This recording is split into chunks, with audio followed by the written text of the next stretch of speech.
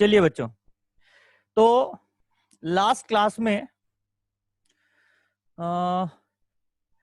बेटा अभी कोई बुक पे आप काम मत करो। पहले आप लोगों को जो मैं शीट दूंगा उन पे काम करना है, क्योंकि बुक के क्वेश्चन मिक्स होंगे।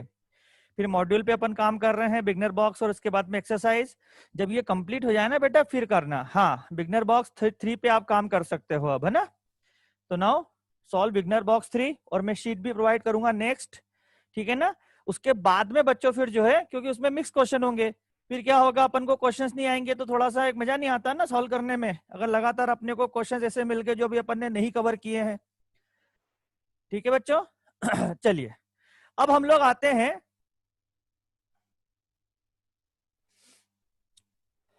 हाँ, अब कोई सी भी बुक हो, हम अभी नहीं करेंगे, बाद में करेंगे। Next is calculation of number of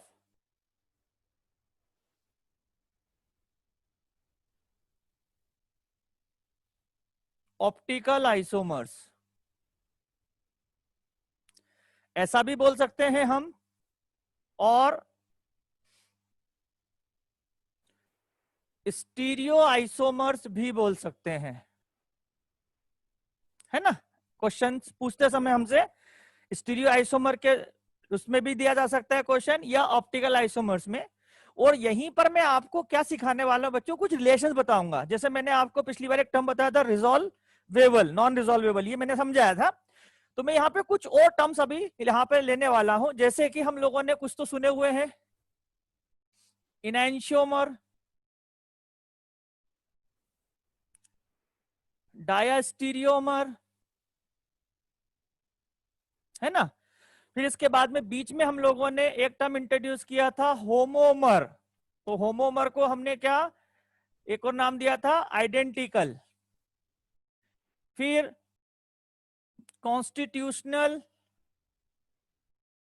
isomer, constitutional isomers को ही हम लोग एक और नाम क्या देते हैं बच्चों, इसी को हम लोग बोलते हैं स्ट्रक्चरल आइसोमर, स्ट्रक्चरल आइसोमर। ठीक है, तो ये टर्म्स भी हम लोग डिस्कस करेंगे, और साथ में ये वाला जो टॉपिक है हमारा ये सबसे इंपॉर्टेंट टॉपिक है, तो हम अब इस पे काम करने वाले हैं। ठीक है ना बच्चों। चलिए, तो पूरा ध्यान आप लोग इधर दीजिए, क्योंकि बार बार तो मैं चैट पढ़ने जाऊंगा नहीं, अपन तो इधर बात कर रहे हैं। जब मैं आपसे कुछ बोलूंगा उस समय आप लिखिएगा वहां पे बच्चों, है ना। देखिए, अगर मैं यहां पर एक एग्जांपल लेता हूं, ठीक है, तो सबसे पहले मान लो मैंने आपसे बोला कि डाइक्लोरोसाइक्लोहेक्सेन के आइसोमर्स कितने होंगे, नंबर ऑफ आइसोमर्स ऑफ डाइक्लोरोसाइक्लोहेक्सेन। ठीक है बच्चों, एक और टर्म यहां पे मैं इंट्रोड्यूस कर रहा हूं, उसको हम लोग बोलते हैं डिस्टिलेट, है ना, उसको बोलते हैं डिस्टिलेट। देखिए, अब नंबर ऑफ आइसोमर्स ऑफ डाइक्लोरोसाइक्लोहेक्सेन, आप जानते हैं कि साइक्लोहेक्सेन ये होता है, this is a cyclic structure containing 6 carbon. अब इसके बाद में हमने बोला डाइक्लोरो, तो बच्चों डाइक्लोरो में हमको 2 क्लोरीन लगाना है। अब हम ये 2 क्लोरीन कहां पर लगा सकते हैं, मान लीजिए मैंने बोला कि मैं 2 क्लोरीन यहां लगा देता हूं,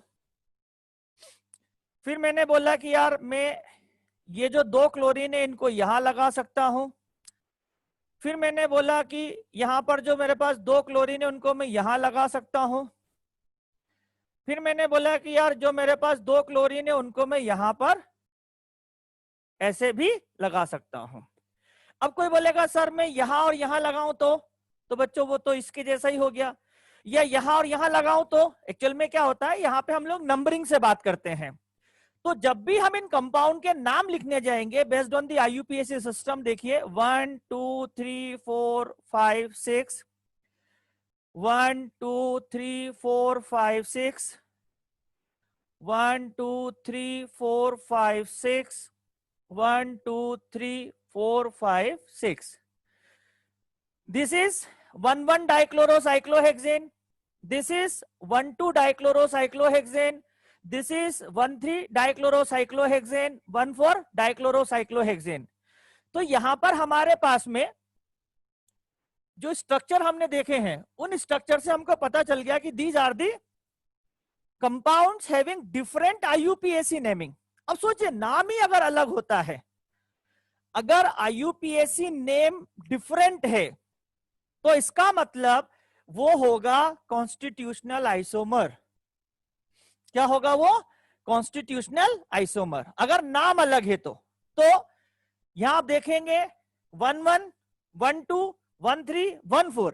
अब आप बोलोगे सर ये जो नाम है आपने जो यहां लिखा है ये तो पूरा सेम है, उसके आगे नंबर चेंज हो रहा है. बच्चों जब हम कॉन्स्टिट्यूशनल की बात करते हैं तो कॉन्स्टिट्यूशनल में देखिए हमने पढ़ा था चेन आइसोमेरिज्म, पोजिशनल आइसोमेरिज्म. अरे बात समझ में. इसके बाद में even ring chain isomerism, functional group isomerism, metamerism, tautomerism, तो ये सब उसके अंदर आएंगे. तो यहां पर हम जब देखते हैं कि नाम तो सेम है लेकिन उसके आगे आने वाले नंबर अलग है, मतलब दिस इंडिकेट्स पोजीशन, और ये सब कॉन्स्टिट्यूशनल में आने वाले हैं. अब यहां आप बताइए फर्स्ट स्ट्रक्चर जो है इसमें हमारे पास में कोई कायरल एटम, आप एक काम करिए चारों के अंदर नंबर ऑफ कायरल एटम कितने हैं चैट बॉक्स में लिख के बताइए बच्चों.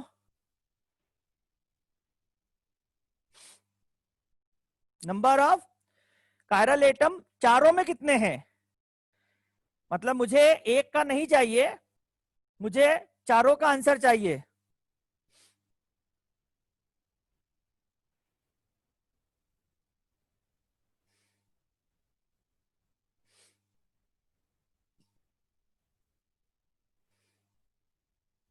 ठीक है, कुछ लोग सही बता रहे हैं, कुछ लोग गलत भी जा रहे हैं.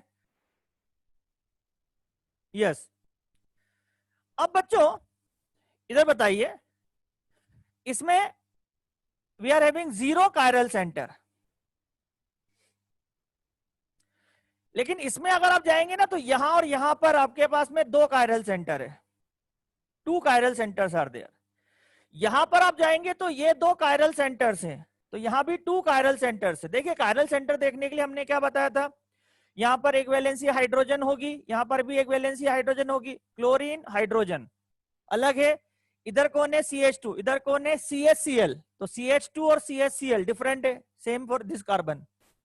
यहां पर भी वही है, एक क्लोरीन एक हाइड्रोजन अलग है, CH2 सेम है, लेकिन और आगे बढ़ने पर यहाँ CH2 या CHCl है, तो इस कार्बन के लिए ये वैलेंसीज अलग है, ये दोनों अलग है. ऑल फोर्स आर डिफरेंट, इसका मतलब ये भी कायरल है.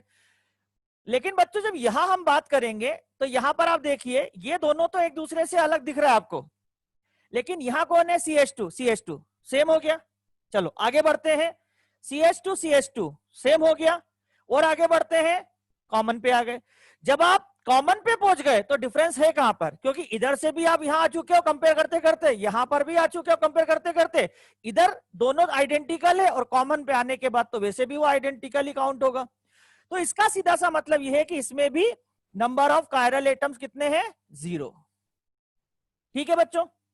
अब देखिए यहां पर तो एक ही कार्बन पर 2 Cl लगे हुए हैं, लेकिन अगर मान लीजिए मैं इनके लिए बात करता हूं, इसके अंदर कायरल एटम नहीं है, पर मुझे पता है कि ये दोनों जो Cl एटम हैं they can be in different plane. तो मैं क्या कर सकता हूं बच्चों, मैं लिख सकता हूं Cl ऐसे, ये लिख सकता हूं मैं, और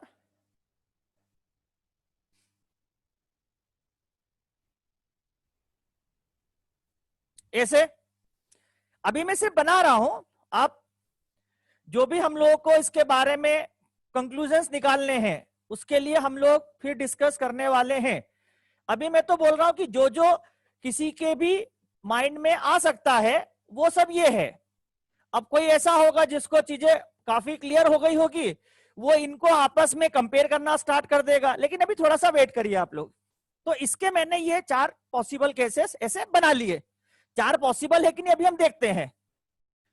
फिर इसके बाद में इसका तो कुछ भी नहीं होगा, क्योंकि ये तो ना तो इसमें ज्योमेट्रिकल का केस है ना इसमें कोई सेंटर ही नहीं है।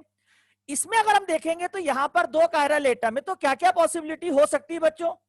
यहां पर भी मैं सभी पॉसिबिलिटी ड्रॉ करना चाहता हूं। दोनों सीएल को मैंने प्लेन में ऊपर ले लिया, दोनों सीएल को मैंने प्लेन में, सॉरी, एक को ऊपर एक को नीचे ले लिया,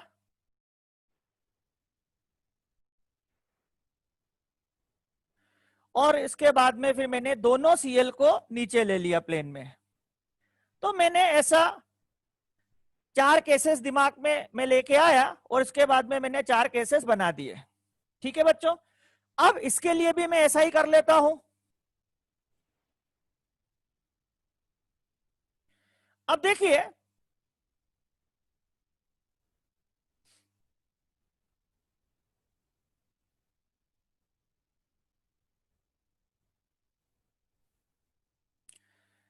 हमसे ये पूछा जाएगा कि भैया ये जो स्ट्रक्चर्स हम लोग यहां पे लिख रहे हैं, इन सब स्ट्रक्चर्स में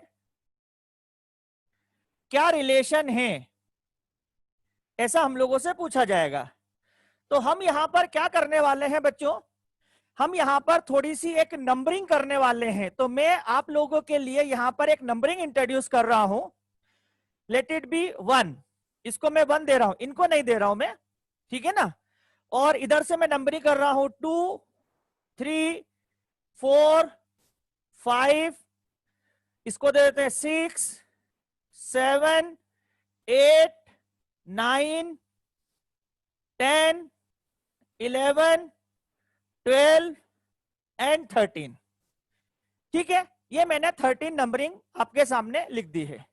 मैं चाहता हूं कि आप लोग ये जो ऊपर लिखा हुआ है, जो हेडिंग मैंने यहाँ पे लिखी है, उसको आप लोग एक बार नोट डाउन कर लें, क्योंकि मैं यहां से इसको हटाना चाह रहा हूं। तो ये आप लोगों ने सभी ने लिख ही लिया होगा, जो आज के लेक्चर की हमारी मेन हेडिंग है। अब बच्चों, हमारा जो क्वेश्चन होगा यहां पर वो क्या होगा, तो हमारा क्वेश्चन ये है कि मैं इनमें से कुछ कुछ पेयर आपके सामने ले रहा हूं, और मैं चाहता हूं कि आप लोग इनमें जो रिलेशन है वो रिलेशन आप मुझे बताइएगा कि ये आपस में एक दूसरे से किस प्रकार से रिलेटेड है। तो मान लीजिए मैंने बोला 1 एंड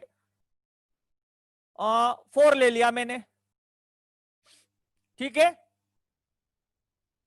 देन 2 एंड 4 ले लिया मैंने, देन 3 एंड 4 ले लिया मैंने, देन 6 एंड 7 ले लिया।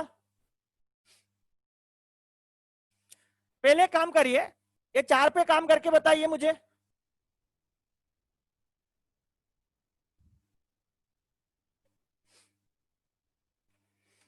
तब तक मैं आप लोगों के लिए एक छोटा सा मॉडल बना लेता हूं, ताकि अगर किसी को कुछ समस्या हो देखने में तो वो कंफर्टेबली उसको समझ पाए। तो ये रिलेशन एक बार आप जल्दी से आप सभी लोग निकाल लीजिए, तब तक मैं एक छोटा सा मॉडल आप लोगों के लिए बना रहा हूं।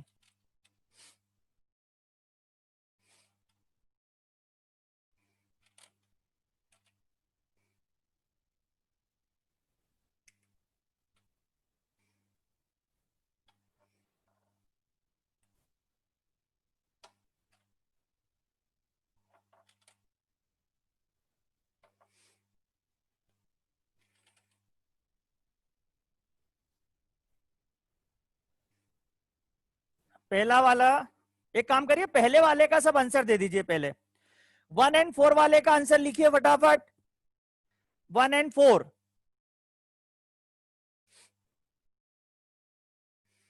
1 एंड 4 में कोई रिलेशन नहीं है। एक बच्चा लिख रहा है, 2 बच्चे लिख रहे हैं, कुछ लोग सही लिख रहे हैं। Yes, most of the student जो है वो सही लिख रहे हैं। गुड।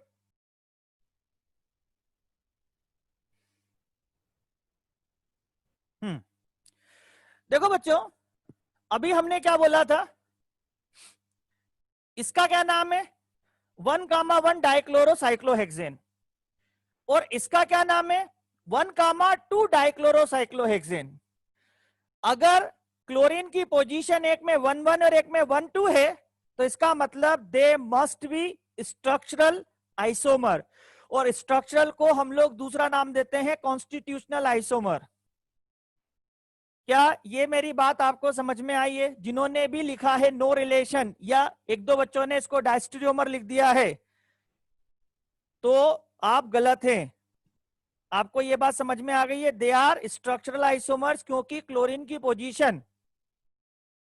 पोजीशन 1,1 डाइक्लोरो मतलब 1,1 पे है और फोर्थ मतलब 1,2 डाइक्लोरो। तो अब आप बोलोगे सर इसमें तो ऊपर नीचे, मुझे इसको और इसको कंपेयर करना है। अब देखिए, जब भी आपके सामने क्वेश्चन आएगा तो आपको करना कैसे है बच्चों? सबसे पहले फर्स्ट कंडीशन होती है हमको मॉलिक्यूलर फार्मूला चेक करना चाहिए, क्योंकि अगर दो कंपाउंड का मॉलिक्यूलर फार्मूला ही मैच नहीं करेगा, दो कंपाउंड का मॉलिक्यूलर फार्मूला का डिफरेंट होगा तो वो आइसोमर ही नहीं होंगे। सर ऐसा थोड़ी होता है, ऐसा देंगे क्या? 100% देते हैं क्वेश्चन। तो पहले मॉलिक्यूलर फार्मूला चेक करेंगे। मॉलिक्यूलर फार्मूला चेक होने के बाद में हम लोग जाते हैं स्ट्रक्चरल पे। पहले मॉलिक्यूलर फार्मूला फिर स्ट्रक्चरल। स्ट्रक्चरल आइसोमेरिज्म अगर नहीं है तो फिर हम लोग जाते हैं स्टीरियो पे। अब मुझे एक बात बताइए, जो डायस्टेरियोमर वर्ड हमने पढ़ा था, डायस्टेरियोमर, ये हमने पढ़ा था स्टीरियो के अंदर। अब क्योंकि ये तो ऑलरेडी एक दूसरे के स्ट्रक्चरल है, स्टीरियो कैसे बोल सकते हो आप? डायस्टेरियोमर तो उनके लिए यूज करते हैं ना जो स्टीरियो होते हैं, वो स्टीरियो ही नहीं है, वो स्ट्रक्चरल है। तो स्ट्रक्चरल के लिए आप लोग डायस्टेरियोमर कैसे यूज कर सकते हो? क्या ये बात मेरी सबको समझ में आ गई? जो पूछ रहे मुझसे कि डायस्टेरियोमर को नहीं है, क्या ये मेरी बात समझ में आ गई है? अगर स्ट्रक्चरल है तो स्टीरियो नहीं होता है बच्चों। अगर स्टीरियो पे जाना है तो पहले वो स्ट्रक्चरल नहीं होना चाहिए। तो स्ट्रक्चरल आइसोमेरिज्म कैसे पता चला मुझे?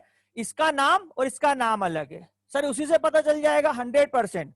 दो कंपाउंड का जब आप IUPAC पैटर्न पे नाम लिखोगे, अगर नाम बदल गया है, उनका नाम में कुछ भी बदल जाए, कुछ भी, अगर उनका नाम चेंज हो गया है, इसका मतलब वो स्ट्रक्चरल है, और अगर वो स्ट्रक्चरल है मतलब स्टीरियो नहीं है। तो स्टीरियो से रिलेटेड जो चीजें हैं यहां पर, ये हम लोग यहां पे क्या कर देंगे? डिस्कार्ड कर देंगे। तो कोई भी डायस्टेरियोमर नहीं बोल सकता है इसको। ओके, फ्लो चार्ट से समझा दो प्लीज। तो फ्लो चार्ट से तो समझा रहा हूं बेटा। क्या बोला मैंने? पहले हम देखेंगे मॉलिक्यूलर फार्मूला सेम है कि नहीं है, अगर है तो आइसोमर है, फिर उसके बाद में उसका IUPAC। स्ट्रक्चरल के लिए हम लोग IUPAC का उपयोग करेंगे, और IUPAC अगर आइडेंटिकल होगा तो हम स्टीरियो पे जाएंगे। फिर स्टीरियो पे क्या करेंगे? स्टीरियो पे फिर हम लोग चलेंगे किस पे? ऑप्टिकल और ज्योमेट्रिकल पे। ऑप्टिकल, ज्योमेट्रिकल, या फिर कन्फर्मेशनल। कन्फर्मेशन अलग ही ढंग से पूछा जाता है। एक्चुअल में इन सब में कन्फर्मेशनल की बात हो सकती है पर करते नहीं है, वो इंडिपेंडेंटली पूछा जाता है। तो मेरा सिंपल कहना है कि मैंने आपको पहला एग्जांपल दिया था, वो आपको समझ में आना चाहिए। आप अगर मान लीजिए पहले आगे आगे करेंगे तो कंफ्यूजन ज्यादा होगा। मैं जितनी बातें बोल रहा हूं उतनी बातें आपको समझ में आ जाएगी, तो क्लियर हो जाएगा आपका कंसेप्ट। Is it okay? अब मुझे बताओ, 1 वाले को मैं इन चारों से कंपेयर करूं, 1 1 1 2 1 2 1 2 1 2, क्या है ये? तो आपस में इसके साथ ये चारों क्या है? स्ट्रक्चरल। इसके साथ में ये स्ट्रक्चरल, इसके साथ में ये भी चारों स्ट्रक्चरल। अरे चारों स्ट्रक्चरल है ना एक दूसरे के, तो ये और ये और ये और ये। इसका मैंने यहां लिखा, इसको मैंने यहां लिखा, इसको मैंने यहां लिखा। Is it okay? यहां तक की बात समझ में आ गई है हमको, या अभी भी कोई कंफ्यूजन है? हाँ, अब हम लोग आगे बढ़ते हैं बच्चों। अब हमने क्या बोला? 2 और 4। पहले अपन 2 वाले का नाम देते हैं। 2 वाले का नाम क्या है? 1,2 डाइक्लोरोसाइक्लोहेक्सेन। 4 वाले का नाम क्या है? 1,2 डाइक्लोरोसाइक्लोहेक्सेन। देखो मॉलिक्यूलर फार्मूला, एक्चुअल में मैंने इसके लिए इसलिए मॉलिक्यूलर फार्मूला सेम है। यहां पर मुझे मॉलिक्यूलर फार्मूला इसलिए नहीं चेक करना है क्योंकि मैंने क्वेश्चन ही डाइक्लोरोसाइक्लोहेक्सेन का दिया था। अब क्योंकि मैं उसका क्वेश्चन दे रहा हूं तो सभी वही लिखा है मैंने, इसलिए मैं मॉलिक्यूलर फार्मूला चेक नहीं कर रहा हूं। लेकिन दिस इज 1,2 डाइक्लोरोसाइक्लोहेक्सेन, दिस इज 1,2 डाइक्लोरोसाइक्लोहेक्सेन। अब मॉलिक्यूलर फार्मूला सेम है, स्ट्रक्चर सेम है। अब आते हैं अपन स्टीरियो पे। इतना समझ में आ गया क्या? अब स्टीरियो में अगर मान लो दोनों सीएल एक ही प्लेन में हैं तो इसको हम लोग बोलते हैं सिस, और अगर दोनों एक दूसरे के अपोजिट प्लेन में हैं तो इसको बोलते हैं हम लोग ट्रांस। तो बच्चों सिस और ट्रांस किस कैटेगरी में आता है? पहले का आंसर लिख देता हूं मैं, कॉन्स्टिट्यूशनल 2 और 4 सिस ट्रांस। ये क्या हो जाएगा? इसको हम ज्योमेट्रिकल, लेकिन यार बच्चों ज्योमेट्रिकल तो हमने लास्ट ईयर तक उसको यूज किया है, अभी तो हमको नया नाम मिल गया है डायास्टीरियोमर। क्या मिल गया है? डायास्टीरियोमर। तो क्या बोल सकते हैं हम लोग उसको डायास्टीरियोमर बोल सकते हैं। तो स्टीरियो आइसोमर है और वो एक दूसरे के डायास्टीरियोमर हैं। देखिए ये जो एप्लीकेशन वाला पार्ट है ना, ये बहुत इंपॉर्टेंट है। एक्चुअल में क्या मालूम, मैक्सिमम क्वेश्चन इन्हीं से आएंगे। हाँ फर्क इतना होगा, मैंने क्या करा, ऐसे बहुत सारे बना दिए। वो क्या करेंगे, इनमें से कोई भी 2 स्ट्रक्चर उठा लिए, 2 कंपाउंड उठा लिए और उसके बाद में उनसे क्वेश्चन बना दिया आपके लिए। तो आपको मैंने यहां पर बहुत सारे इसलिए बना के बता दिए कि इसके केसेस यहीं पर मेरे को समझ में जाए कंपेयर कैसे करना है। तो आई थिंक सेकंड वाला केस सबको क्लियर हो गया है कि ये ज्योमेट्रिकल है, एक सिस और एक ट्रांस है, और साथ में ये एक डायस्टीरियोमर है। Is it okay? इसमें कोई प्रॉब्लम किसी को नहीं होगी। अब आते हैं 3 और 4 पे। अब देखिए 3 और 4 पे अगर हम बात करें तो यार ये हमारा क्या है, ट्रांस, ये भी हमारा क्या है, ट्रांस। लेकिन क्या आपको ऐसा लगता है कि मैं इन दोनों को आइडेंटिकल बोल सकता हूं? चलो इसको अपन चेक करके देखते हैं। ये मैंने 6 मेंबर रिंग ले ली बच्चों। ये जो सीएल है मेरा प्लेन के बाहर है और दूसरा जो सीएल है वो मेरा प्लेन के अंदर है। ये ऐसा स्ट्रक्चर है। आई थिंक ये सबको क्लियर कट दिख रहा होगा। एक सीएल आपके तरफ और एक सीएल मेरे तरफ है ना। तो ये यहां पर मैंने इसको ऐसा इसके ऊपर पकड़ लिया, ऊपर और नीचे वाला।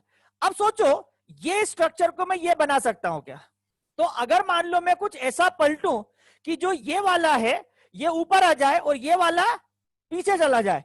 अब मान लो मैं इसको ऐसा पलटने की कोशिश करूं तो यार ये तो मैच नहीं कर रहा है। अगर मैं इसको थोड़ा सा घुमा दूं ऐसा, उसके बाद में फिर पलटने की कोशिश करूं तो भी ये तो मैच नहीं कर रहा है। क्यों? क्योंकि इसमें आप देखो जो फ्रंट है, अगर आप इसको ऐसा घुमाते हो, देखो पहले तो ऐसा है, अब किसी ने बोला सर एक काम करते ना हम इसको ऐसा ऐसा ऐसा ऐसा ऐसा घुमा दे, तो ऐसा घुमा दे तो भी अल्टीमेटली आना तो वही पड़ेगा ना। तो ये तो क्योंकि वो उसके राइट में है। अब कोई बोले सर मैं एक काम करता हूं ऐसा कर दूं क्या? ऐसे कर देंगे तो ये आपका प्लेन के पीछे चला गया, लेकिन ये अभी जो राइट वाला सीएल है वो आपके लेफ्ट साइड में दिख रहा है। तो ये स्ट्रक्चर और ये स्ट्रक्चर तो अलग हो जाएगा। फिर स्टीरियो के हिसाब से बात कर रहा हूं, आईयूपीएसी के हिसाब से नहीं बोल रहा हूं। तो इसका मतलब क्या हुआ कि ये 2 कंपाउंड की अगर हम बात करें तो they are considered to be mirror image of each other. अब बात आती है सर ये मिरर इमेज कैसे है। चलो हम इसको थोड़ा सा यहां पर लिखना चाहेंगे। यार बच्चों मेरी इच्छा है इसको तो जैसा मैंने लिखा है वैसा ही कॉपी कर देता हूं मैं। बच्चों ध्यान देना पड़ेगा, आपका जितना ज्यादा ध्यान रहेगा उतना आप कंफर्टेबल होगे इस एग्जाम्पल में, और ये एग्जाम्पल आपके लिए सब चीजें क्लियर कर देगा। ये मैंने ऐसा कैसे लिख दिया। अब बच्चों एक बात बताओ, ये वाला जो कंपाउंड है मैं इसको थोड़ा सा यहां पे बना लेता हूं। क्या कर रहा हूं, ये कंपाउंड आपका ऐसा है। आई थिंक ये सबको दिख रहा है, ये प्लेन के पीछे ये प्लेन के आगे। अगर मैं इसको आपके कैमरे के बिल्कुल पास में लाऊं तो आप देखेंगे लेफ्ट और राइट में प्लेन के पीछे प्लेन के आगे। सोचिए अगर मान लो मैं इस मॉलिक्यूल को थोड़ा सा ऐसा घुमा दूं, ऐसा तो घुमा सकता हूं मैं, इसमें तो कोई दिक्कत नहीं है, 3D में तो मैं घुमा ही सकता हूं इसको। अगर मैंने इसको ऐसा बना है, इसको मैं ऐसा घुमा दूं तो ऐसा घुमाने से क्या होगा, ऐसे घुमाने से एक छोटा सा चेंज ये आएगा कि मेरा ये वाला कार्बन यहां आ जाएगा और ये वाला यहां सरक जाएगा, तो ये यहां से यहां जाएगा लेकिन ये प्लेन के ऊपर ही रहेगा, और यहां वाला सरक करके यहां आ जाएगा तो ये प्लेन के। अब देखो तो ऐसा लग रहा है मुझे कि ये एक दूसरे की मिरर इमेज है। क्या ये बात आप लोगों को फील हो गई है क्या? These are considered as a mirror image of each other, है ना? बस देखो, देखने के लिए आपको व्यू तो जनरेट करना पड़ेगा बच्चों। तो मैंने क्या करा, उसको थोड़ा सा ऐसा 60 डिग्री पे घुमाया, तो 60 डिग्री पे घुमाने पर इनकी पोजीशन थोड़ी थोड़ी चेंज हो गई।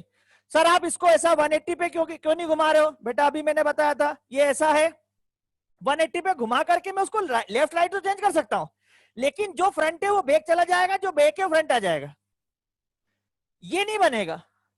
तो इसका सीधा सा मतलब ये है कि अगर मुझसे पूछा जाए 3-4 के बीच में क्या रिलेशन है, तो क्या बोलूंगा मैं? They are enantiomer, they are enantiomer. Okay, चलिए अब आते हैं 6 और 7 पे। 6-7 पे आप देखिए, क्या इनके अंदर पोजिशनल बात होगी क्या या स्ट्रक्चरल की बात होगी क्या? तो मेरे हिसाब से तो नहीं होगी। 1,4 डाइक्लोरो, 1,4 डाइक्लोरो, इसका मतलब स्ट्रक्चर तो दोनों का आइडेंटिकल है। ये एक दूसरे से अपोजिट प्लेन में है तो ट्रांस है, एक दूसरे के अपोजिट प्लेन में तो ट्रांस है। अब बात ये आती है कि यहां पर ये अभी ऐसा दिया हुआ है, एक प्लेन में ऊपर और एक प्लेन में नीचे, ये ऐसा दिया हुआ है। एक पीछे की तरफ जा रहा है, एक आगे की तरफ आ रहा है, मैं आप ही की तरफ ला रहा हूं। और मैंने क्या करा, जब इसको ऐसे मेरी इच्छा है घुमा के 180 पे, और इसको मैं ले जा करके यहां पेस्ट करूं, अरे ये तो मैच कर गया यार पूरा, जैसा ये अरेंजमेंट है वैसे ही तो यहां पर है। इसका मतलब ये और ये अगर 180 पे घुमा दिया जाए तो दोनों एक ही चीज हो गई है। इसका मतलब 6 और 7 के लिए मैं क्या यूज कर सकता हूं? मैं यूज कर सकता हूं होमोमर्स। होमोमर्स के लिए दूसरा नाम क्या है? आइडेंटिकल। होमोमर्स के लिए दूसरा नाम क्या है? आइडेंटिकल। क्या ये वाली बात आप लोगों को समझ में आ पा रही है? तो मैंने अभी जो रिलेशंस आपके सामने कुछ रखे हैं, ये रिलेशंस आपको क्लियर हो गए ना बच्चों? यस। अब कुछ और ले लेते हैं, चलो। 1 वाला मैंने हटा दिया है क्योंकि मुझे थोड़ा सा स्पेस चाहिए, उसको मैं यहां पे फिर से लिख देता हूं ना। अब मान लीजिए मैं आपसे बोलता हूं कि यार मेरे पास में 4 और 8 है, 4 और 8, जल्दी से जवाब दो, सही आना चाहिए।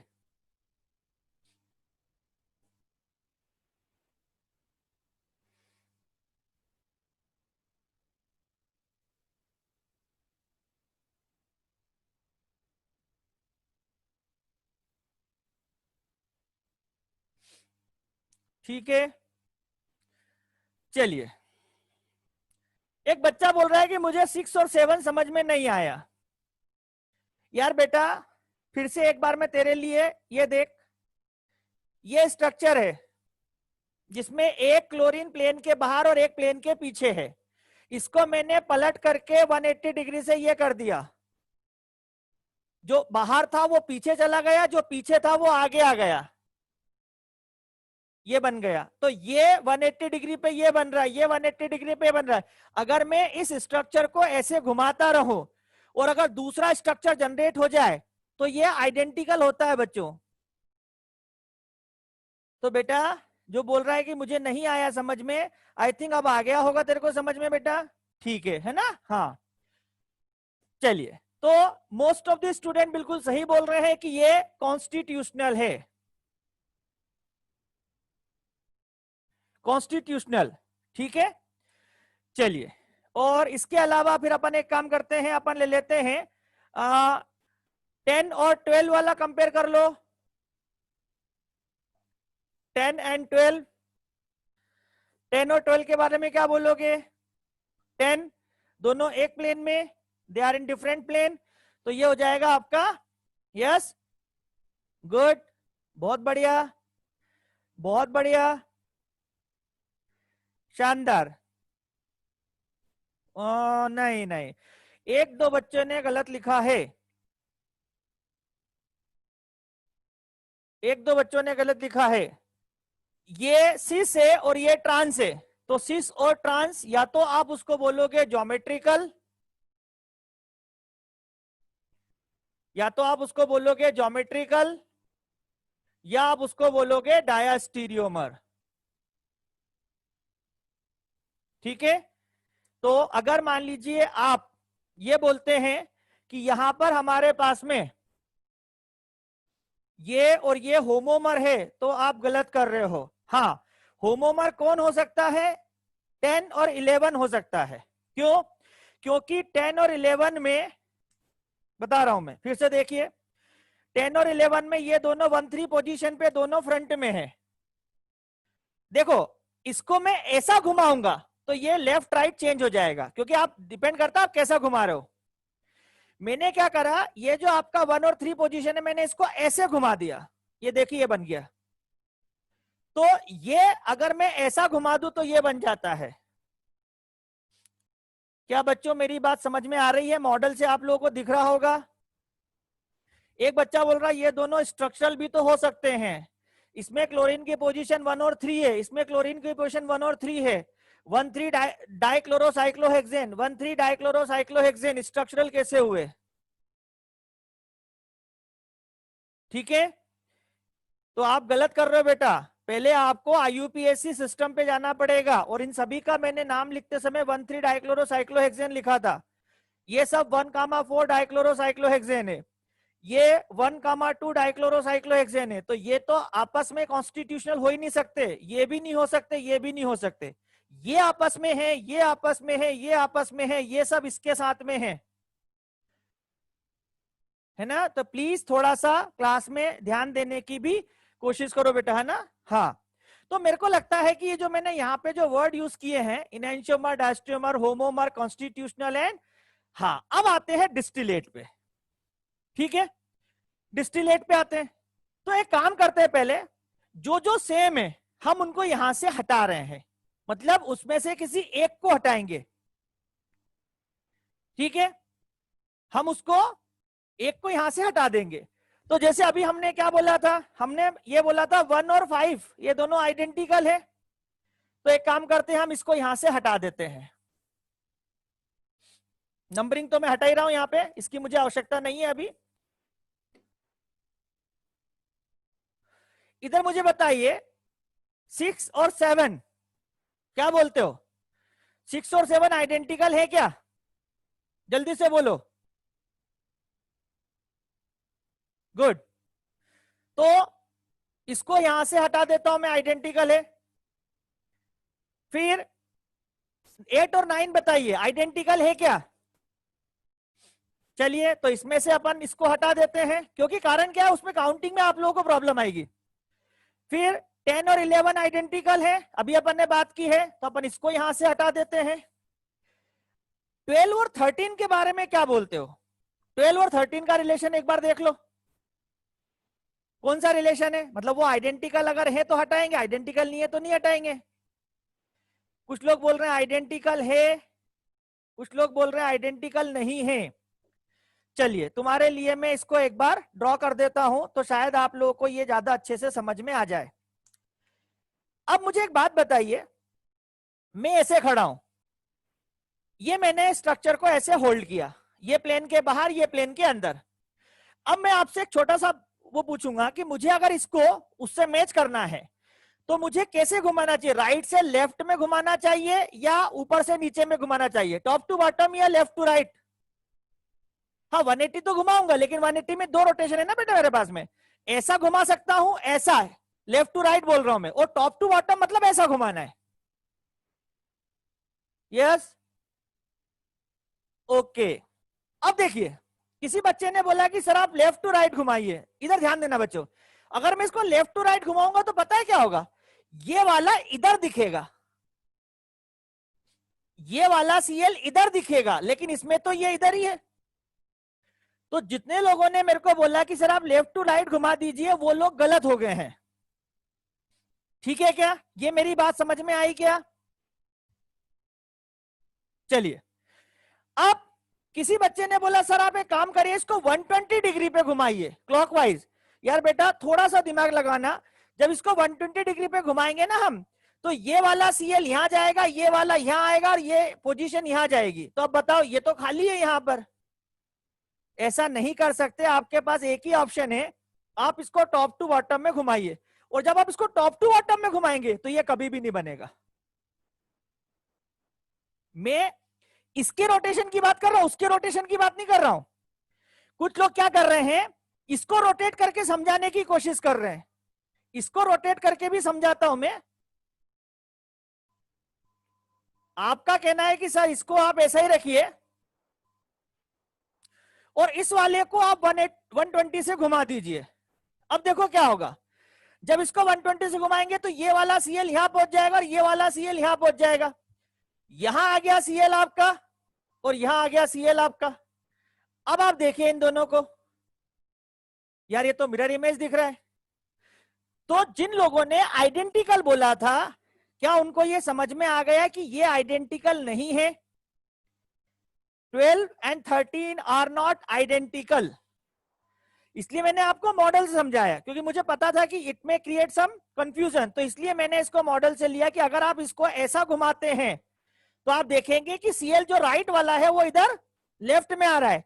अगर आप इसको टॉप टू बॉटम में घुमाते हैं तो टॉप टू बॉटम को घुमाने पर जो टॉप में जो नीचे इधर सा वो आपका प्लेन के बाहर दिख रहा है, मतलब ये तो नहीं बन रहा है कभी भी।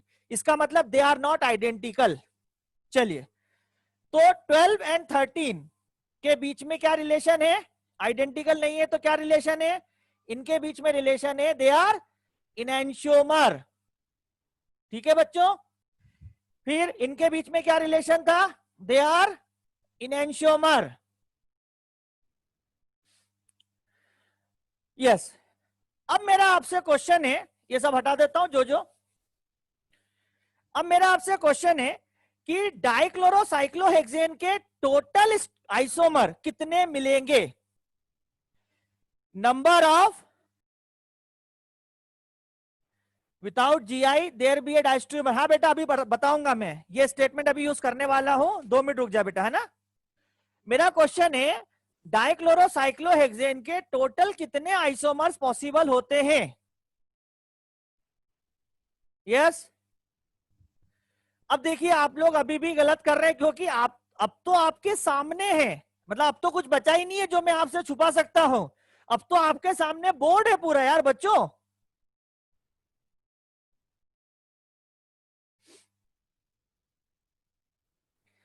नहीं, सही वालों का परसेंटेज भी बहुत है, मैं ऐसा नहीं बोल रहा हूं कि सही वालों का परसेंटेज कम है, लेकिन गलत क्यों? गलत तो होना ही नहीं चाहिए ना। सोचिए, 1 2 3 4 5 6 7 8 9, ये 9 ही तो बचे हैं। हमने जो पहले बनाए थे उसमें हम लोगों ने क्या करा था, आइडेंटिकल को भी बना दिया था, क्योंकि हम अलग अलग एंगल से देख रहे थे। अब सोचिए जो बच्चा 2 आंसर दे रहा है वो किस बेसिस पे दे सकता है?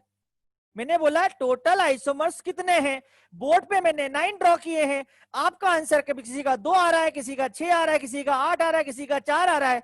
तो ये कैसे हो सकता है? क्या ये बात समझ में आई है आपको?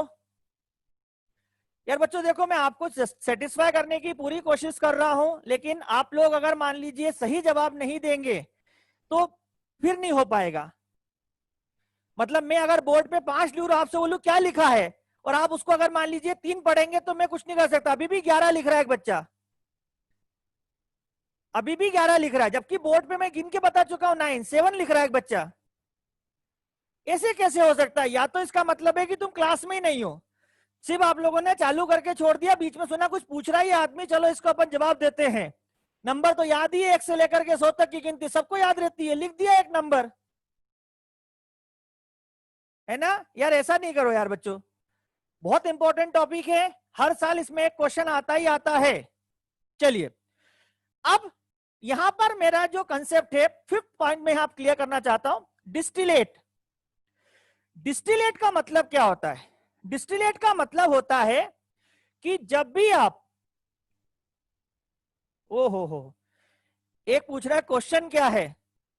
वाह भाई, बहुत सही, पूरी कहानी हो गई। इसके बाद में तेरे को यही नहीं पता अभी तक कि क्वेश्चन क्या है। अरे भाई क्वेश्चन ये था कि डाइक्लोरोसाइक्लोहेक्सेन के कितने आइसोमर होते हैं, जो कि मैंने टोटल बोर्ड पे बना रखे हैं। चलिए अब नाम क्या है उसका सर? अरे रहने दो बेटा, ऐसे किसी का नाम नहीं लेते है ना। मैं तो इसलिए बोल रहा हूँ कि ध्यान नहीं है, मतलब उस बच्चे ने कहीं ना कहीं जो है अपना उस समय पूरा कंसेंट्रेशन कहीं और लगा रखा है, ठीक है, क्योंकि बोर्ड पे बनाने के बाद गलत कैसे हो सकता है यार, वो दिख रहा है अपने को। चलिए अब सुनिए, अपन तो अपने पॉइंट पे आते हैं। डिस्टिलेट क्या होता है मालूम है? जब आप किसी भी मिक्सचर को, अब देखिए डाइक्लोरोसाइक्लोहेक्सेन के नो कंपाउंड है मेरे पास, नो कंपाउंड। भले ही आपको फील हो रहा होगा सर 1 2 1 2 कंपाउंड अलग है। 11वीं तक ये जो 1 2 1 2 है ना, जब मैं स्ट्रक्चरल पढ़ा रहा था तब ये आपको लग रहा था 2 ही है, एक ही है 1 2। फिर आपको समझ में आया जीआई के कारण 2 है। आज आपको समझ में आया नहीं नहीं यार इसमें तो 3 बनाए सर ने। तो अब आपसे मैं पूछता हूं कि जब आपके पास में एक मिक्सचर में अलग अलग कंपाउंड होते हैं तो सीधी सी बात है कि उनका बॉइलिंग पॉइंट भी अलग होगा। अगर उनका बॉइलिंग पॉइंट अलग है, if they have different boiling point, तो जब हम उनका डिस्टिलेशन करेंगे, आ रही बात समझ में? जब हम डिस्टिलेशन करेंगे तो उस समय हमें कितने डिस्टिलेट मिलेंगे? Is it okay? कितने डिस्टिलेट मिलेंगे? अब देखो डिस्टिलेट मतलब क्या है, जिन जिनका बॉइलिंग पॉइंट अलग है वो एक अलग डिस्टिलेट में काउंट होंगे। तो पहला पॉइंट नोट करेंगे अपनी कॉपी में, all structural isomer have different boiling point. All structural isomer have different boiling point. पहला पॉइंट क्लियर हो गया। दूसरा, ऑल ज्योमेट्रिकल आइसोमर्स ब्रैकेट में diastereomer, all geometrical isomers bracket में diastereomer have different boiling point. तीसरा point, all enantiomeric pair have same identical boiling point। इसका मतलब क्या हुआ? इसका मतलब ये हुआ कि जो कंपाउंड स्ट्रक्चरल वाइज अलग है उनका डिस्टिलेट अलग मिलेगा, जो ज्योमेट्रिकल वाइज अलग है उनका डिस्टिलेट भी अलग मिलेगा, लेकिन जो इनेंशियोमर पेयर है उनका एक डिस्टिलेट होगा। अब देखो ये कंपाउंड एक अलग मिलेगा, क्यों? स्ट्रक्चरली 1 1 डाइक्लोरोसाइक्लोहेक्सेन है, बाकी सब कोई भी 1 1 नहीं है। ये 1 2 डाइक्लोरोसाइक्लोहेक्सेन है, लेकिन इसमें ये दोनों पेयर ऑफ इनेंशियोमर है। और इसको आप देखो तो बच्चों ये मीजो है, क्या बोलते हो? अगर आप देखोगे तो एक मीजो है और 2 पेयर ऑफ इनेंशियोमर है। क्या बोला मैंने? इनेंशियोमर। थर्ड पॉइंट क्या बताया मैंने? Enantiomer have identical boiling point. लेकिन जो मीजो कंपाउंड है वो तो इनका डायस्ट्रियोमर है, इसका तो अलग होगा। तो एक डिस्टिलेट ये मिलेगा, एक डिस्टिलेट ये मिलेगा, ये दोनों साथ में मिलेंगे। कंपाउंड नो है लेकिन डिस्टिलेट नो नहीं मिलेंगे, पेयर ऑफ इनेंशियोमर साथ में मिलेंगे, ये साथ में मिलेगा। इधर चलते हैं, ये दोनों पेयर ऑफ इनेंशियोमर है लेकिन ये दोनों तो डायस्ट्रियोमर है। तो 3 हो गया, चौथा डिस्टिलेट ये मान लेते हैं, पांचवा ये मान लेते हैं, छठा ये मान लेते हैं, क्योंकि ये भी आपका क्या है? मीजो है, इनके डायस्ट्रियोमर है। और ये आपका 7वां डिस्टिलेट। तो टोटल जो डिस्टिलेट आपको मिलेंगे वो कितने होंगे? 7 होंगे। क्या ये वाली बात आपको समझ में आई है? कुछ नहीं करना है, इनेंशियोमर जितने भी पेयर हैं उनका एक डिस्टिलेट है, बाकी सब अलग है। इनेंशियोमर जितने भी पेयर है उनका एक डिस्टिलेट है, मतलब पेयर का एक डिस्टिलेट। जैसे ये एक पेयर है, इसका एक डिस्टिलेट, ये दोनों एक पेयर है, इसका एक डिस्टिलेट। तो ये एक हो गया, ये एक हो गया, बाकी सब अलग अलग है। डिस्टिलेट कैसे निकालते हैं ये समझ में आया क्या आपको? Is it okay? Third point बोला तो सही बेटा मैंने, enantiomers have identical boiling point, उनका एक डिस्टिलेट मिलेगा। मैंने कमेंट पढ़ने के बाद ही थर्ड पॉइंट फिर से रिपीट किया था कि थर्ड पॉइंट ये बोलता है कि pair of enantiomer will have single distillate because they have the identical boiling point. और अपने इनेंशियोमर में जो अपने पॉइंट बनाया था ना प्रॉपर्टी में, उसमें लिखा भी था they can not be separated by physical method. अगर आप ध्यान दोगे तो वहां पर हमने लिखा है डिस्टिलेट की डेफिनेशन क्या होती है। अरे डिस्टिलेट का सिंपल मतलब होता है कि जब हमारे पास कंपोनेंट्स होते हैं और उनको हम लोग फ्रैक्शनल डिस्टिलेशन से अलग करते हैं, तो जितने अलग अलग कंपाउंड मिलेंगे वो डिस्टिलेट होते हैं। Compound separated by the fractional distillation या compound obtain after the fractional distillation are known as the distillate. तो all those compound having different boiling point are considered to be different distillate. उन सबको हम लोग अलग distillate count करते हैं। Okay चलिए, अब इसके बाद में हम लोग अगले एग्जाम्पल पे आते हैं, अगले पॉइंट पे बात करते हैं। तो ये मैं अभी यहां से पूरा हटा रहा हूं।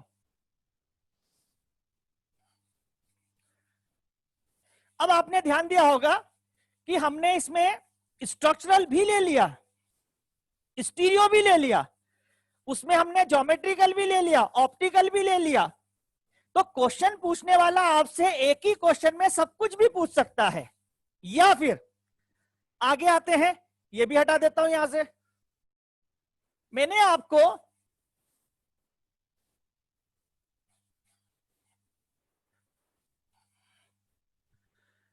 पिछली क्लास में टार्ट्रिक एसिड का एग्जाम्पल लेकर के कुछ समझाया था, टार्ट्रिक एसिड। अब मैंने क्या करा, टार्ट्रिक एसिड का आपको स्ट्रक्चर दे दिया। देखिए, अगर मैं किसी कंपाउंड का स्ट्रक्चर दे दूं तो फिर स्ट्रक्चरल आइसोमर खत्म हो गया। अब बोलोगे सर आपने अभी जो क्वेश्चन दिया था उसमें तो स्ट्रक्चर बनाए थे, उसमें मैंने स्ट्रक्चर नहीं दिया था। मैंने क्या बोला था, डाइक्लोरोसाइक्लोहेक्सेन। मैंने ये नहीं बोला था कौन सा डाइक्लोरो, 1,1, 1,2, 1,3, 1,4। अगर मैं आपसे बोलता ना कि 1,4 की बात कर रहा हूं मैं, तो फिर आपको स्ट्रक्चरल नहीं बनाने पड़ते। पॉइंट समझ में आया क्या? अगर मैं किसी कंपाउंड का एक फिक्स स्ट्रक्चर दे दूं तो स्ट्रक्चरल आइसोमेरिज्म की बात नहीं करूंगा। तो मैंने क्या बोला, दिस इज टार्ट्रिक एसिड। इस टार्ट्रिक एसिड में स्ट्रक्चरल आइसोमेरिज्म की बात हम नहीं करेंगे। अब हम क्या बात करेंगे, हम बात करेंगे स्टीरियो की। मेरा क्वेश्चन है इसके कितने स्टीरियो आइसोमर्स पॉसिबल हैं, जल्दी से अपनी कॉपी में ड्रॉ करके मुझे बताइए। नंबर ऑफ स्ट्रक्चरल आइसोमर्स कितने पॉसिबल हैं, ड्रॉ करके बताइए।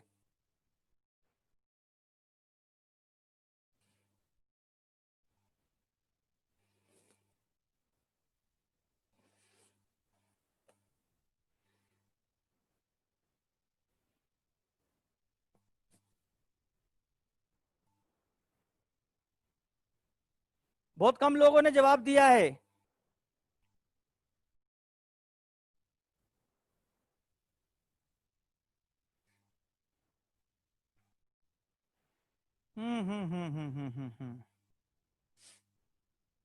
चलिए, अब एक काम करते हैं हम लोग, इसके अंदर कायरल एटम की संख्या 2 है।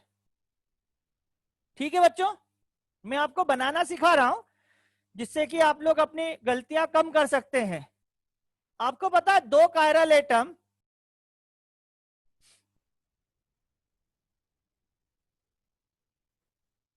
हम एक काम करते हैं, इस कार्बन को नंबरिंग कर देते हैं 1 2 3 4।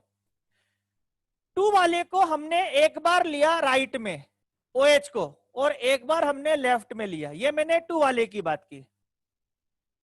ऊपर मेरा COH है, COH है। बच्चों क्या हो सकता है 2 सेकंड कार्बन पे जो OH और H की पोजीशन है, एक बार राइट एक बार लेफ्ट। तो एक मैंने राइट ले लिया, एक मैंने लेफ्ट ले लिया। अब जब मैंने इसको राइट लिया तो जो सेकंड कार्बन है मेरा, यहां पर मेरे पास दो पॉसिबिलिटी हो सकती है। कौन सी दो पॉसिबिलिटी? दो पॉसिबिलिटी ये हो सकती है, देखो इसको तो फिक्स कर रहा हूं मैं क्योंकि इसको मैंने एक बार राइट कंसीडर किया है, उसके हिसाब से बात कर रहा हूं।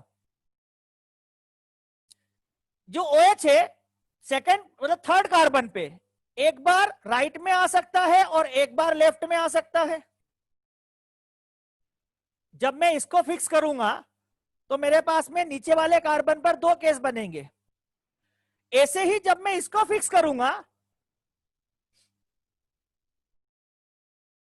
इसको फिक्स करना है मेरे को, सेकंड वाले को मैंने फिक्स कर दिया, दूसरे में भी सेकंड वाले को मैंने फिक्स करके रखा है, मतलब अब मैंने लिया सेकंड तो लेफ्ट में रहेगा। लेकिन जो थर्ड कार्बन है, थर्ड कार्बन में फिर दो केस बनेंगे बच्चों। एक बार थर्ड कार्बन में OH को मैं राइट में ले लूंगा और एक बार मैं उसको लेफ्ट में ले लूंगा। तो बनाने को तो मैं क्या चार स्ट्रक्चर आपके सामने बना रहा हूं, लेकिन मुझे ऐसा क्यों लग रहा है कि ये जो दो स्ट्रक्चर हैं, अगर मैं इसको, क्योंकि 180 तो घुमा ही सकता हूं बच्चों में या नहीं घुमा सकता, इस वाले को मैं within the plane, within the plane ध्यान रखना, बाहर नहीं लाना है, बाहर लाने में तो गड़बड़ हो जाएगी, फिर दो बार घुमाना पड़ेगा। तो इसको मैंने विद इन द प्लेन अगर 180 घुमाया तो जो OH मेरे अभी लेफ्ट में है घूम करके राइट में हो जाएंगे, तो वो तो ये हो जाएगा। इसका मतलब पहला और तीसरा क्या हुआ? आइडेंटिकल। अगर पहला और तीसरा आइडेंटिकल है, और सेकंड और थर्ड के बारे में बात करके देखते चलो, सेकंड और थर्ड में क्या बोलते हो? अगर मैं इसको मिरर ले लूं यहां पे, तो ये दोनों तो एक दूसरे की मिरर इमेज है। सर इसको घुमाने पर ये बन सकता है क्या? नहीं बनेगा, क्योंकि जब इसको आप रोटेट करोगे ना तो जो ऊपर वाला कार्बन है वो नीचे हो जाएगा, नीचे वाला ऊपर हो जाएगा। अब नीचे वाले में OH राइट है, ऊपर वाले में जाकर के वो लेफ्ट में दिखेगा, तो ये कभी भी आइडेंटिकल नहीं होंगे। तो अगर हमसे पूछा जाए कि इसके कितने बन सकते हैं, तो आंसर क्या आना था? आंसर आना था इसके पॉसिबल आइसोमर्स कितने हैं? 3।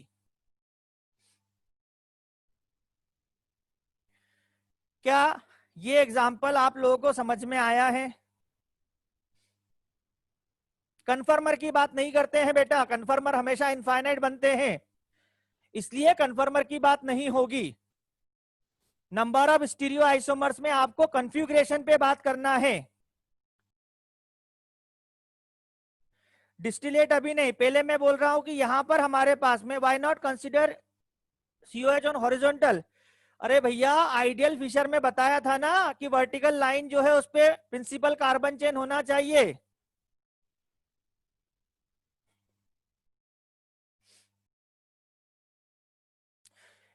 फिशर में कन्वर्ट करना पड़ेगा बेटा, फिशर में कंपेयर करना आसान होता है, इसलिए फिशर में बात कर रहा हूं मैं। कन्वर्ट करने की जरूरत नहीं है, पर उसमें कंपेयर करना आसान होता है। तो जब भी आप, और अपन ने पहले भी लिखा हुआ कॉपी के अंदर, इससे ये पता चलता है कि आप में से कुछ लोगों ने कॉपी को वापस से रिवाइज नहीं किया, क्योंकि चारों केस में पहले भी पढ़ा चुका हूं आपको। आ रही बात समझ में? तो सर 2 and 4 आइडेंटिकल क्यों नहीं है? बहुत बढ़िया क्वेश्चन है बेटा तेरा। OH की पोजीशन यहां पर ये है और इधर दोनों सेम साइड में, कैसे आइडेंटिकल होगा? चलिए, तो प्लीज आप अपनी कॉपी को रिवाइज करिए, वरना नहीं तो इस टाइप की प्रॉब्लम बनी रहेगी बेटा। अब इसके बाद में हम लोग आते हैं, यार ये जो हम लोगों ने यहाँ पे ड्रॉ किया है, अब होता क्या है बच्चों, बहुत बार आप जब ड्रॉ करने जाओगे तो आपसे गड़बड़ भी हो सकती है। तो गड़बड़ हो सकती है, 2 and 3 बोला तो सही बेटा, they are pair of enantiomer, mirror image है, इनैंशियोमर है ये। और ये वाला कंपाउंड क्या है? This is meso. ये कायरल बट POS है, तो ये मीजो है। और ये दोनों आइडेंटिकल है 1 and 4, तो आइडेंटिकल होने का मतलब एक ही काउंट करूंगा मैं, तो ये आइडेंटिकल है दोनों। अब डिस्टिलेट की बात होगी तो दो डिस्टिलेट मिलेंगे, क्यों? क्योंकि ये और ये तो एक ही है, तो इसको हटा दें यहां से, हम मतलब नहीं है लेने का।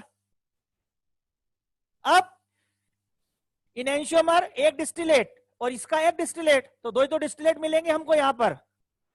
Number of distillate will be 2। चलिए, अब क्या होता है अगर मैं दूसरा एग्जांपल ले रहा हूं,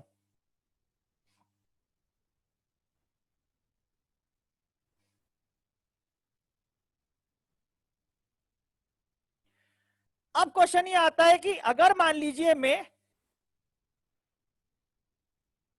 इसके अंदर बात करूं तो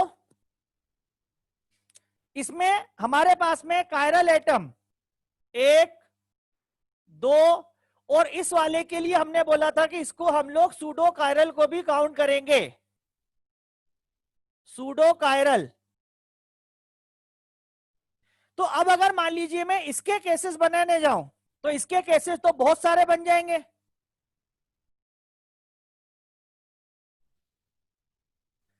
प्रीवियस क्वेश्चन को फिशर फॉर्म में कन्वर्ट करके, तो फिशर में ही तो लिया था यार बेटा मैंने, फिशर ही तो बनाया ये।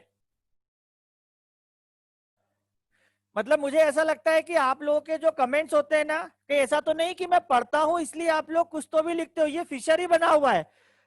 अब इसको फिशर में कन्वर्ट करके कंपेयर करना है तो ये फिशर में ही तो कंपेयर कर रहे हैं अपन भाई। इससे भी पहले वाला, इससे भी पहले वाला जो साइक्लिक स्ट्रक्चर था, तो इससे पहले वाला साइक्लिक स्ट्रक्चर था, उसको कैसे बनाएंगे फिशर में? उसका फिशर नहीं बनता है, ठीक है ना। उसके फिशर के लिए हमको बहुत एडिशनल इंफॉर्मेशन चाहिए जो अभी हमारे सिलेबस में नहीं है, तो उसको छोड़ दो, वो तो सिंपल अपने को 3D में ही कंपेयर करना है। चलिए अब बच्चों इसके अंदर बात करें तो इसके अंदर अगर मान लीजिए आप केसेस बनाने जाओगे तो देखो यहां पर क्या थे, 2 कायरल एटम थे। 2 कायरल एटम होने के कारण अपन ने देखा कि यार ये और ये कॉमन निकल आया। यहां पर हमारे पास में कायरल एटम की संख्या ज्यादा है। चलिए एक एग्जांपल और ले रहा हूं मैं, उसके बाद में मैं एक साथ बात करूंगा। अगर मैं किसी बच्चे से बोलता हूं अच्छा बताओ इसके अंदर कितने आइसोमर बनेंगे, तो इसमें भी हमारे पास 2 कायरल एटम है, इसमें कितने आइसोमर हम लोग बना सकते हैं? सोच के बताइए जरा, इसको बाद में सोचते हैं, इसको पहले सोच लेते हैं।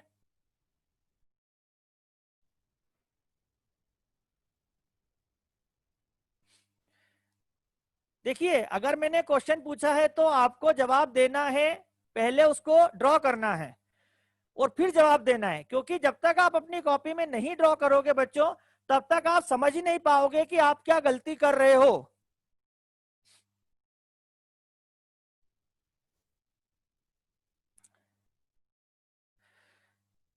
अभी मैंने जो स्ट्रक्चर लिखा था, जिसको कि मैंने यहां से हटा दिया है, मैं उसको फिर से लिख देता हूं। पता है मैंने इसको क्यों हटा दिया था? क्योंकि ये और ये आइडेंटिकल था। सोचिए इस क्वेश्चन में यहां चेंज है, नंबरिंग 1 2 3 4, यहां पे COH है 4th पे और यहां पर CH3 है। चलो हम लोग क्या करते हैं, जो 4th हमारा कार्बन है उसको चेंज कर देते हैं।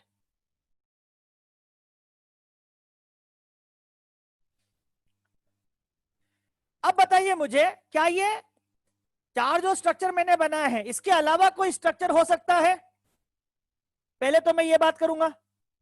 और अगला मेरा क्वेश्चन है कि अगर मान लीजिए ये 4 आपके सामने है तो इसमें कोई ऐसा पेयर है जो आइडेंटिकल हो। 2 चीजों पे मैं आपसे बात कर रहा हूं, एक तो कि इसके अलावा कोई और स्ट्रक्चर बना सकता हूं, दूसरा अगर मान लो ये 4 स्ट्रक्चर है तो इनमें कोई ऐसा आपके पास में स्ट्रक्चर है जिसको देख के लगे कि ये 2 तो आइडेंटिकल हैं। नंबर 1 आइडेंटिकल किसके साथ? अच्छा 1 और 4। अब देखिए अगर आप इस स्ट्रक्चर पे जाए तो पहली बात तो ये हटा रहा हूं मैं क्योंकि दिस इज नॉट POS, ऊपर COH है नीचे CH3 है। बच्चों अगर आप इसको घुमाते हैं 180 डिग्री पर तो आपके जो OH है वो तो लेफ्ट से राइट में शिफ्ट हो जाएंगे 100%। लेकिन आपको यहां दिख रहा है COH है, ये नीचे आ जाएगा और CH3 ऊपर चला जाएगा, जबकि यहां पर COH ऊपर है और CH3 नीचे है। तो 1 और 4 at this time are not identical. कुछ भी करके देख ले बेटा, इसको घुमाएगा तो ऐसे ही ना। जब तू इसको ऐसे घुमाएगा और ऐसे ऐसे घुमाने की परमिशन नहीं है, अगर ध्यान दिया तूने तो हमने बोला था within the plane. Within the plane, ऐसा रोटेशन नहीं कर सकते हैं, ये फिशर स्ट्रक्चर है। अभी मैं जो रोटेट कर रहा था मॉडल था 3D, 3D को आप कैसा भी घुमा सकते हो, लेकिन फिशर को आप कैसा भी नहीं घुमा सकते। फिशर को घुमाने के लिए मैंने आपको कुछ पॉइंट लिखवाए हैं, उस पॉइंट में आप देखेंगे तो एक पॉइंट लिखा है हमने, we can rotate the Fischer structure within the plane by 180 degree but not out of the plane. Is it okay? मैं पूछ रहा हूं आइडेंटिकल, बच्चा बता रहा है डिस्टिलेट, प्लीज क्या यहां पर कोई आइडेंटिकल पेयर है? मेरा क्वेश्चन का जल्दी से जवाब दे दो। नहीं है, ये सबको समझ में आ गया? चलो अब जल्दी से इधर आ जाओ। ये जो आपके पास में स्ट्रक्चर लिखा हुआ है, इस स्ट्रक्चर को देखिए। मेरा एक छोटा सा क्वेश्चन है, क्या मैं इस स्ट्रक्चर को 3D को नहीं, क्या मैं इस स्ट्रक्चर को दो आइडेंटिकल हाफ में डिवाइड कर सकता हूं क्या? इस स्ट्रक्चर को दो आइडेंटिकल हाफ में डिवाइड कर सकता हूं क्या? कभी भी नहीं कर सकता, क्योंकि यहां पर CH3 है और यहां पर COH है। जब आप इसको बीच में डिवाइड करेंगे तो ये आइडेंटिकल कैसे होगा? ओके, क्या मैं इसको दो आइडेंटिकल हाफ में डिवाइड कर सकता हूं क्या? जो सबसे पहला एग्जांपल था, इसको मैं आइडेंटिकल हाफ में डिवाइड कर सकता हूं क्या? कर सकता हूं। यहां से जब मैं इसको डिवाइड करूंगा तो क्या दिख रहा है? इधर देखो, CHOH CHOH COH COH। बच्चों, वो जो आइडेंटिकल वाला लफड़ा होता है ना, वो आइडेंटिकल वाला लफड़ा वही आता है जब मॉलिक्यूल बीच में से दो आइडेंटिकल पार्ट में डिविजिबल हो। मतलब मॉलिक्यूल में एक सिमिट्री हो, स्ट्रक्चरल सिमिट्री। ध्यान देना, यहां पे वो सिमिट्री नहीं बोल रहा हूं मैं जो 3D में देखते हैं। स्ट्रक्चरल मतलब मैं यहां पर इनका वेज और डैश कुछ भी नहीं ले रहा हूं, मैं तो स्ट्रक्चर की बात कर रहा हूं। तो जिन मॉलिक्यूल में स्ट्रक्चरल सिमिट्री नहीं होती है, जिन मॉलिक्यूल में स्ट्रक्चरल सिमिट्री नहीं होती है, उनमें कभी भी हमको आइडेंटिकल पेयर नहीं मिलेगा। अपनी कॉपी में नोट करो, if A molecule can not B divided into two identical half structurally, structural symmetry is absent, then there will not be identical pair, there will not be identical pair, उसमें identical pair कभी भी नहीं आएगा। अब मुझे बताओ, एक carbon के अक्रॉस कितने कायरल मतलब सॉरी कितने स्टीरियो आइसोमर होते हैं? अगर एक कायरल सेंटर होता है तो, एक कायरल सेंटर होता है तो स्टीरियो आइसोमर्स कितने बनते हैं? बोलो, दो बनते हैं ना, एक R और एक S। अगर एक कायरल एटम होता है तो स्टीरियो आइसोमर्स कितने बनेंगे? दो, एक R और एक S। अब ध्यान दो मेरी बात पे, यहां पर देखो, दो इसके अक्रॉस, दो इसके अक्रॉस, 2 into 2 4, ये आ गया 4। यहां पर दो इसके अक्रॉस, दो इसके अक्रॉस, आना था 4, पर क्योंकि ये डिविजिबल है इसलिए इसमें कुछ कॉमन भी निकलेंगे। अब वो कॉमन जो निकलेंगे वो हमको हटाने पड़ेंगे। अब मुझे बताओ, यहां पर इस एग्जाम्पल को मैं यहां फिर से लिख रहा हूं, आपको शायद मेरी बातें अब समझ में आ रही होगी, जो आज का मेरा पर्पस था इस लेक्चर को लेने का, कि क्या क्या चीजें मैं बताना चाहता हूं। इसमें और इसमें अंतर देखो, इस वाले में स्ट्रक्चरल सिमिट्री है यहां से। सर आपने तो एटम से काट दिया। हाँ, CHOH से मैं काट रहा हूं, तो इधर देखो, CHOH CHOH CH3 CH3 structural divisible है, ये मतलब सिमिट्री है इसके अंदर, आइडेंटिकल हाफ में डिविजिबल है यहां से, लेकिन ये डिविजिबल नहीं है। अब अगर ये डिविजिबल नहीं है तो इसके अंदर कितने केस बनेंगे? देखो, एक कार्बन के अक्रॉस दो, दूसरे कार्बन के अक्रॉस दो, तीसरे कार्बन के अक्रॉस दो। आपका परम्यूटेशन कॉम्बिनेशन क्या बोलता है? मल्टीप्लाई करो 8। क्या मेरी बात थोड़ी सी समझ में आ गई है क्या?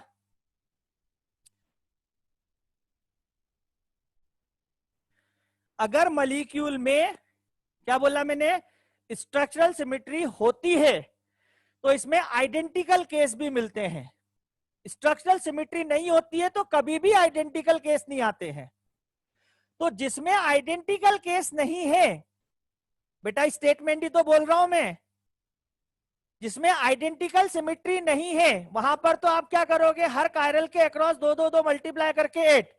और जिसमें स्ट्रक्चरल सिमेट्री है वहां पर कुछ आइडेंटिकल भी आएंगे। स्ट्रक्चरल सिमेट्री का मतलब होता है if I divide this molecule it is divisible into two identical half.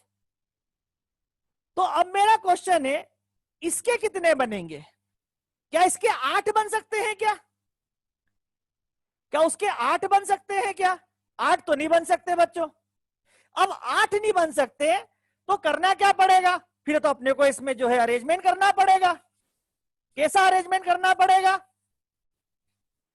यार इतने सारे तो हम बना नहीं पाएंगे यार बच्चों, क्योंकि अगर मान लो हम इतने सारे बनाने जाएंगे तो हमारा कितना टाइम चला जाएगा। चलो ये तो मैंने लॉन्गेस्ट चेन ले ली। अब OH यहां आएगा, इधर आएगा, इधर आएगा, फिर इसके बाद में क्या करूंगा मैं, इसके अक्रॉस चेंज करूंगा, इसके अक्रॉस भी चेंज, इसके अक्रॉस भी चेंज करूंगा। तो ऐसे जब मैं बनाने जाऊंगा तो मैं 8 स्ट्रक्चर तो बना लूंगा, पर उसमें से कॉमन भी तो निकालने पड़ेंगे मुझे। कॉमन भी तो निकालने पड़ेंगे कि नहीं निकालने पड़ेंगे?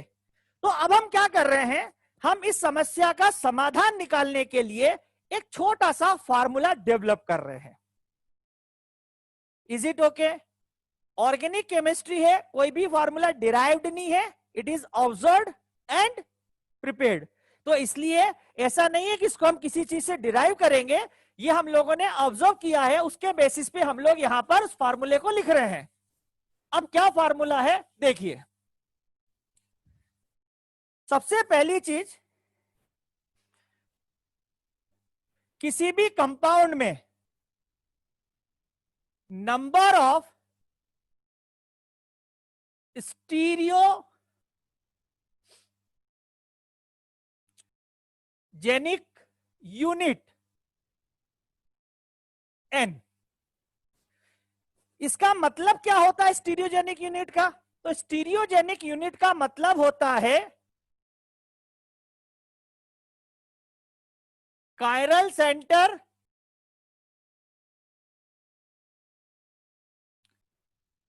प्लस ज्योमेट्रिकल सेंटर प्लस, अगर सूडो कायरल है तो वो भी काउंट करेंगे।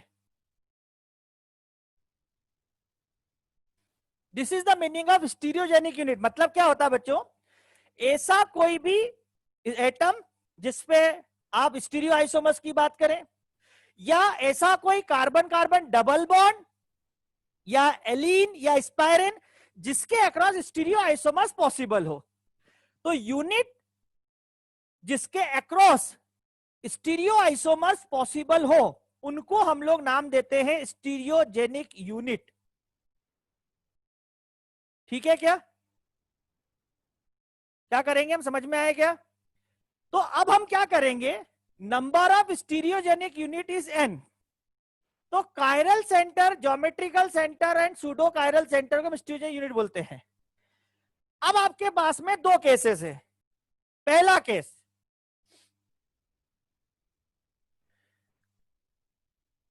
Molecule is unsymmetrical. क्या आपको पता है अनसिमेट्रिकल मतलब क्या बोलना चाह रहा हूं मैं? स्ट्रक्चरल अनसिमेट्री की बात कर रहा हूं। एक पूछ रहा है कि सर आपने ये ऑब्जर्व किया है क्या? बेटा यही ऑब्जर्व करके बता दूंगा, अभी उसी के बेसिस पे बनाया है ना? तो मॉलिक्यूल इज अनसिमेट्रिकल। अनसिमेट्रिकल मतलब हम यहां पर जो आइसोमर्स है, अब आइसोमर्स में मान लीजिए मैं डी एंड एल और ऑप्टिकली एक्टिव, उसको मैं ए से रिप्रेजेंट कर दूं। मीजो और ऑप्टिकली इनएक्टिव, उसको मैं m से रिप्रेजेंट कर दूं, तो हमारा फार्मूला क्या बन जाएगा? हमारा फार्मूला बन जाएगा a is equal to 2 to the power n, m is equal to 0। क्या बोला था मैंने अभी?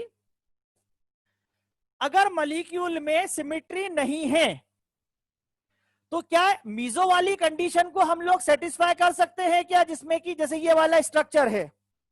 तो आप देखिए इसमें यहां पर हम बोलेंगे कि यार दिस इज दी पीओएस, जो अभी मैंने बोर्ड पे बना रखा है। अगर मान लीजिए मैं इस स्ट्रक्चर के अंदर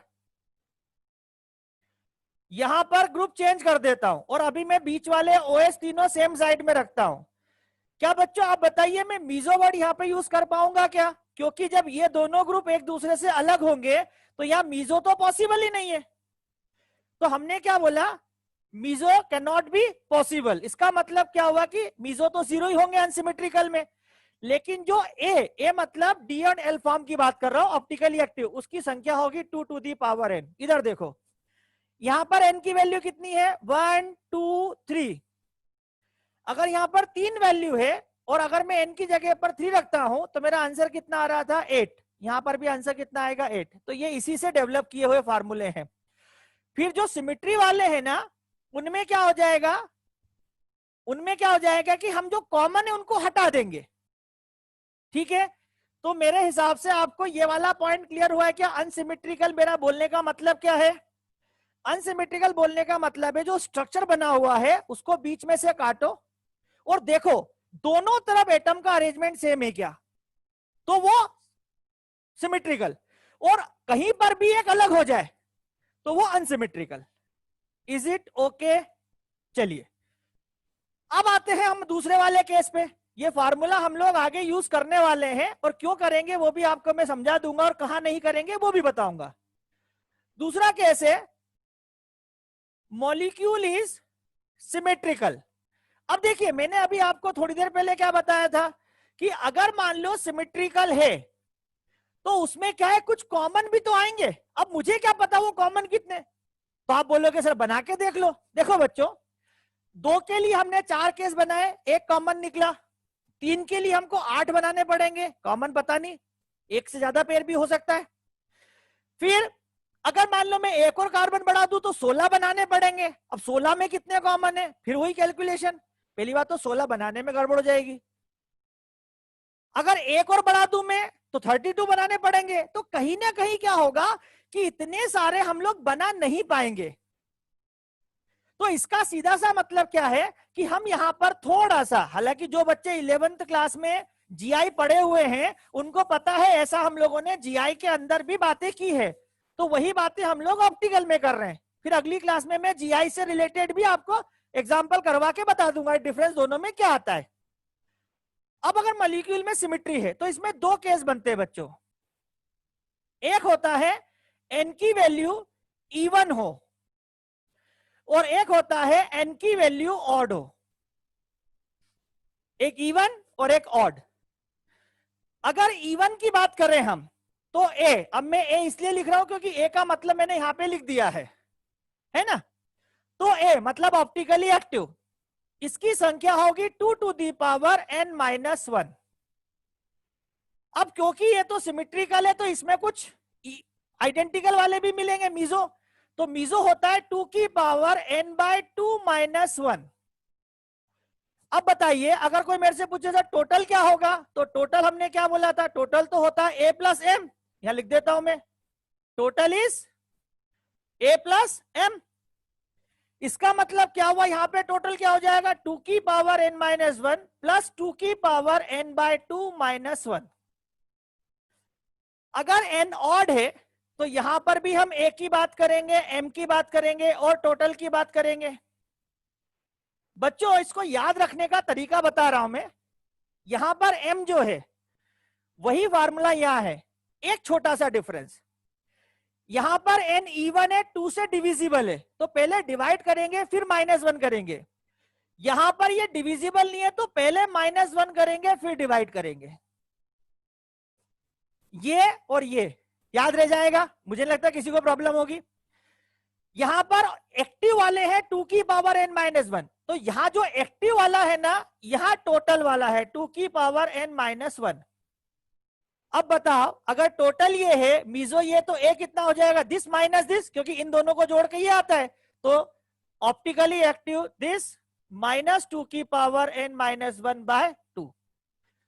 ये सब फार्मूले इन स्ट्रक्चर्स को सॉल्व करने से बनते हैं। जब आप इसको बनाने जाएंगे ना, मैं आपको होमवर्क दे देता हूं, इस वाले स्ट्रक्चर को आप पहले ड्रॉ करें और उसके बाद में देखें कि उसमें कितने पेयर आइडेंटिकल आ रहे हैं। तो ये आप घर पे जरूर बैठ के करिएगा, हालांकि मैं उसको सॉल्व करना तो यहां सिखा देता हूं। अब देखिए, ये एग्जांपल हमने सबसे पहले लिया था, इसमें कितने कार्यल एटम है, 2, तो n की वैल्यू कितनी है, E1 मतलब ये लगाएंगे। एक्टिव कितने हैं, 2 की पावर 2 माइनस 1, मतलब 2 की पावर 1, और 2 की पावर 1, तो इसके हमने पेयर ऑफ इनेंशियोमर कितना निकाला था, 1 निकाला था, मतलब 2 isomer 1 pair of enantiomer. Meso 2 की power 2 by 2 minus 1, 2 by 2 minus 1 मतलब 2 की पावर 0, दैट इज 1।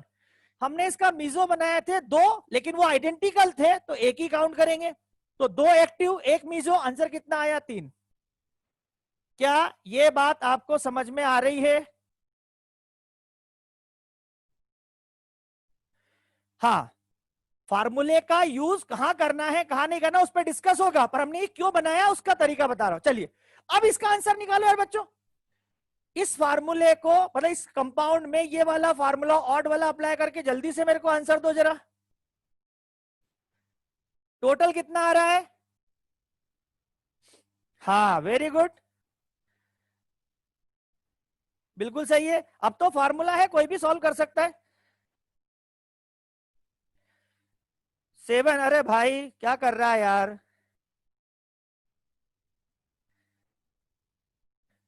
यस, चलिए, तो जब आप यहां पर देखिए, यहां पर n की वैल्यू आपको कितनी लेना है, n की वैल्यू 3 लेना है। फिर बता रहा हूं मैं, यहां पर सूडो कायरल के चक्कर में ऐसा नहीं हो कि आप n की वैल्यू उसको छोड़ दें, नहीं छोड़ना है। वो जो छोड़ना है ना, वो फार्मूले ने अपने आप छोड़ दिया है। तो सूडो कायरल भी यहाँ पे काउंट करना है अपने को। अब देखो, यहां पर आप देखेंगे 2 की पावर 3 माइनस 1 माइनस 2 की पावर 3 माइनस 1 बाय 2, इसका मतलब इसका आंसर कितना आ रहा, 4। मीजो कितने हैं उसमें, 2 मीजो है। एक्टिव कितने हैं, एक्टिव ये टोटल कितने हैं, 4। एक्टिव कितने यहाँ पे, एक्टिव की संख्या आ रही है 2, तो 2 एक्टिव है, 2 मीजो है, और टोटल जो है वो 4 है। अब सोचो, अगर आप इसके स्ट्रक्चर ड्रॉ करोगे तो कितने बनेंगे बच्चों? आप तो इसके 8, 4 इसके हिसाब से 8 बनाओगे ना। वो जो 8 स्ट्रक्चर है उसमें से 4 और 4 आइडेंटिकल है। आइसोमर तो कितने निकल के आ रहे हैं, 4 ही निकल के आ रहे हैं ना। मतलब क्या होगा कि जब आपके पास में स्ट्रक्चर बड़ा होता जाएगा ना, तो number of common identical pair बहुत सारे हो सकते हैं, लेकिन वो कब होंगे, जब सिमेट्री होगी। तो अनसिमेट्रिकल के लिए तो आपको कुछ नहीं करना है, सिर्फ एक ही काम करना है, a to the power n। तो मुझे लगता है कि इस फार्मूले का आपको थोड़ा सा यूज समझ में आया, हालांकि इसके ड्रॉबैक्स भी हैं, और मैंने आपको होमवर्क दिया है। इसके स्ट्रक्चर कल आप लोग बना करके क्रॉस चेक करके मुझे बताएंगे कि 8 में 4 और 4 कॉमन मिलना चाहिए। अब एक एग्जांपल और मैं ले रहा हूं यहां पर, इस एग्जांपल को जरा देखिए।